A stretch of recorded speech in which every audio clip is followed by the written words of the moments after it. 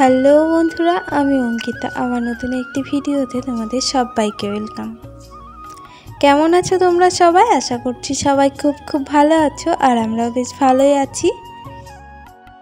আজকে 19শে জুলাই শুক্রবার। ঘড়ির কাঁটায় এখন সময় হয়ে গিয়েছে সকাল 6টা।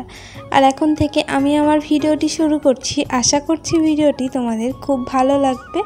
চলো দেখতে থাকো। এই কাঁথাগুলো কালকে কেচেছিলাম, একটু বেলার দিকে মেলার জন্য। আর কাঁথাগুলো যেহেতু একটু মোটা মোটা, তার জন্য কিন্তু কাঁথাগুলো কালকে শুকায়নি। তার জন্য এই যে সকাল সকাল এখন কাঁথাগুলোকে আগে মেলে দিলাম। যেহেতু রোদ উঠেছে বাইরে ভালো, সেই জন্য কিন্তু কাঁথাগুলোকে এখন মেলে দিলাম, যাতে ওই যে খুব তাড়াতাড়ি শুকিয়ে যায়। কাঁথা মেলে ঘরে এসে দেখছি আমার আরিয়ান সোনাই যে ঘুম থেকে উঠে পড়েছে। ঘুম থেকে উঠে আবার হাসছে, কান্নাকাটি করছে, অনেক কিছু করছে।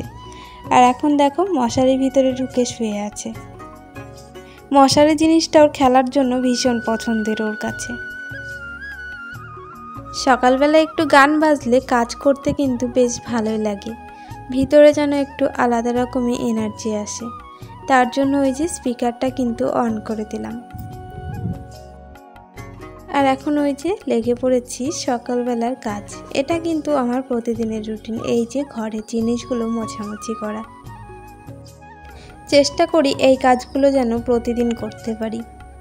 আসলে আমাদের বাড়িটা যেহেতু ওই যে একদম রাস্তার ধারে, সেক্ষেত্রে কিন্তু প্রচণ্ডই ধুলো পড়ে জিনিসে। আর ধুলো পড়লে না একদমই ভালো লাগে না। আসলে কি বলতো, এই যে সকালে জিনিসগুলো আমি মুছে রাখছি, আবার বিকেলে দেখবো অনেকটাই ধুলো পড়ে গিয়েছে। ওই জন্যই কিন্তু চেষ্টা করি প্রতিদিন এই কাজগুলো করতে।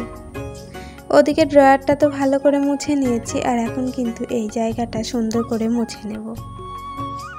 এই জায়গাটাতে আমি আমার দরকারি জিনিসগুলো রেখে দিই, যেমন ওই যে সিঁদুর কৌটো রাখি আমার, আর একটা লিপস্টিক, আর যেটা দিয়ে আমি সিঁদুর পরি ওই তুলিটা রেখে দিই।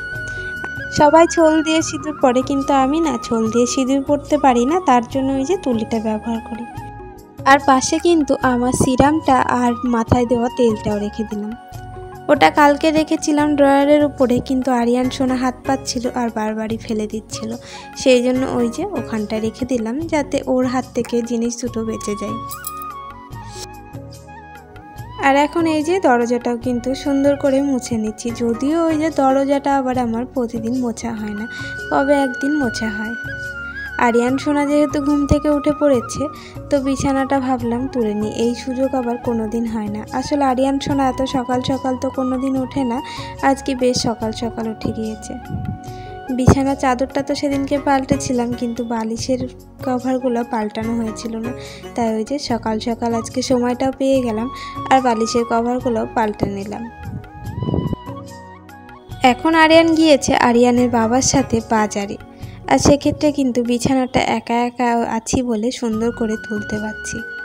আরিয়ান সোনা থাকলে কখনোই বিছানাটা এত সুন্দরভাবে তুলতে দেয় না। ওই যে আমি যখন থাকবো হাত থেকে নিশ্চয়ই ওই যে বিছানা ঝাড়াটা সবসময় কেড়ে নেয়।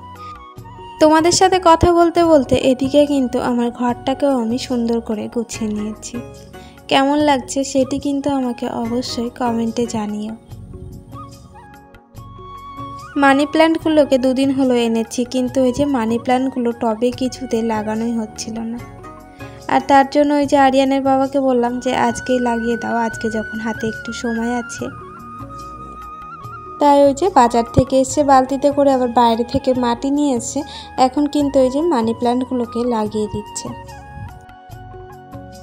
মানি প্ল্যান্ট গাছ যেহেতু আমি এর আগে কোনোদিনও লাগাইনি, কি জানি কেমন হবে বুঝতেও পারছি না।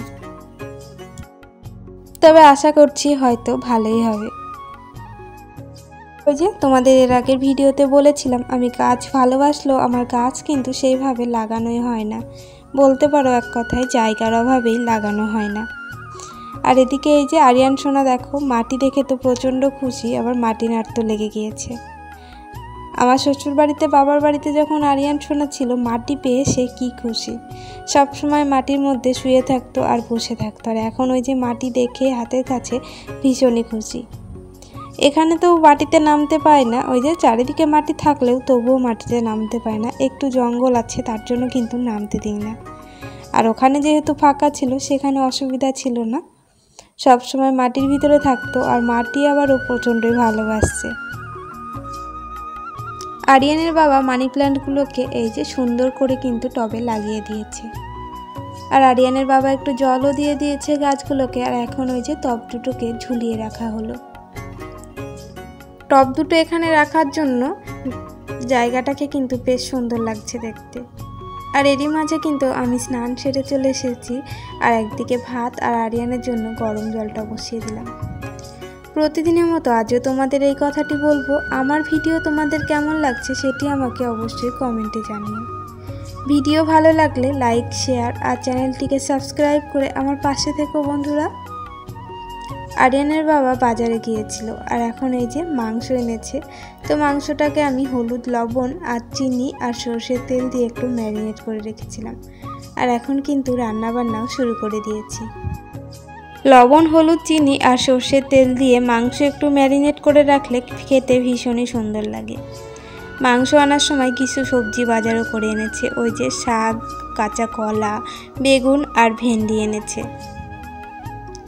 আরিয়ানের মৌসুমি লেবুটাও শেষ হয়ে গিয়েছে, তার জন্য ওই যে 5টা মৌসুমি লেবু এনেছে। আর এদিকে এই যে আমার চিকেনটা প্রায় কষানো হয়ে এসেছে। আলুটা দিয়ে দিলাম আর চিকেনটা এই যে এর মধ্যে হয়েও এসেছে মোটামুটি তোমাদের সাথে কথা বলতে বলতে। তো চলো তবে আজকের ভিডিওটি আর আমি বেশি বড় করব না। আজকের ভিডিওটি আমি এখানেই শেষ করছি। ফিরে আসছি নতুন কোনো একটা সুন্দর ভিডিওর সাথে। ততক্ষণে সবাই ভালো থেকো, সুস্থ থেকো, সাবধানে থেকো। আর ভিডিওটি কেমন লাগলো সেটি আমাকে জানিও অবশ্যই করে। সবাইকে টাটা।